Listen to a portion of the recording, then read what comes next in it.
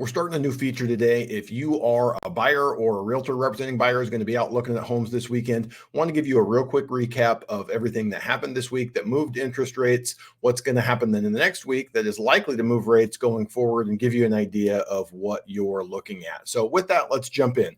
What happened with interest rates? We started the week at 4.21 on the 10-year, ended at 4.35%. So up, but very minimally. In essence, that would be about 1/8% in interest rates.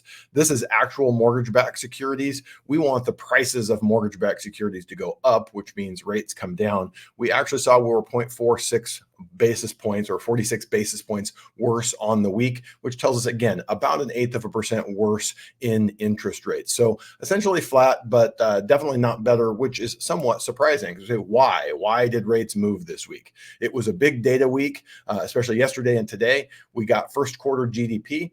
The fourth quarter of 2023 came in pretty hot at 3.4, well above what people were expecting going into the fourth quarter of last year. The economy clearly decelerated down to about 1.4%.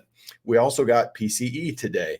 The core PCE is the Fed's preferred measure of inflation, and we got exactly what we wanted and we're looking for: 0.1 month over month change and a 2.6% year over year change. Very close to rounding down to 2.5%. The Fed wants to see that at 2%, so it is not exactly where they want it, but we are moving in the right direction.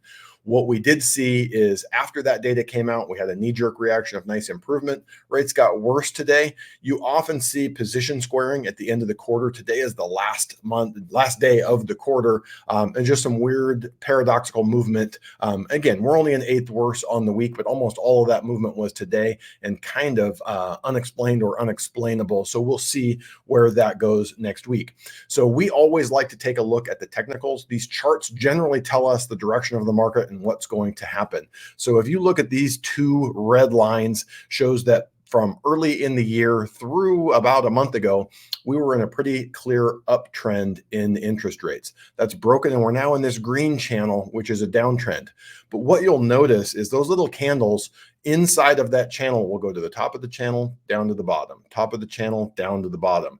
We're not all the way to the top, but we're there in the middle, moving towards the top. So likely to challenge the top end of that down channel before moving down again and setting new lows. So when we're looking at the data, inflation appears to be under control. The market is now pricing in the greater likelihood of 2 Fed cuts, a September and a November cut later in the year, which doesn't directly lead to lower mortgage interest rates, but it tells us that the inflation environment is under control and interest rates for mortgages should be moving in that right direction, making housing more affordable for you as a buyer or as a real estate professional representing buyers, which affordability is our biggest issue out there besides limited inventory in a lot of markets. So what is going to come fundamentally? We looked at that chart and it tells us technically what is likely to happen, but we always want to see fundamentally what is going on in the market next week. So Monday, again, a big data week. We get ISM manufacturing. We also get ISM services later in the week. Tuesday, we get the job opening and labor turnover survey, which will tell us how many jobs openings are out there, which the more job openings is inflationary because it's harder for employers to actually fill those jobs. So we're looking for, paradoxically, weak jobs data. On Wednesday, we get ADP. That data is also payroll data, has been trending down and looking to see that if we're wanting to see better interest rates. Thursday is the 4th of July, celebrating America's independence. Hope you have some great plans to enjoy that with your family and friends. Friday, we come back and we get the June jobs report, which is one of the big things that the Fed is looking at.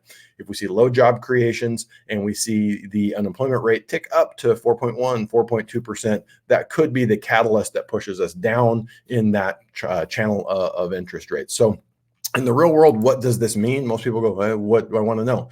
So Mortgage News Daily, if you're wanting to look at any given time in the internet and find real, meaning non-liar rates being quoted, this gives you a very solid idea of where we are at. So they're quoting 7.07 on a 30-year fix today, FHA and VA at about 6.5%. Well-qualified buyers, we can do better than that for you.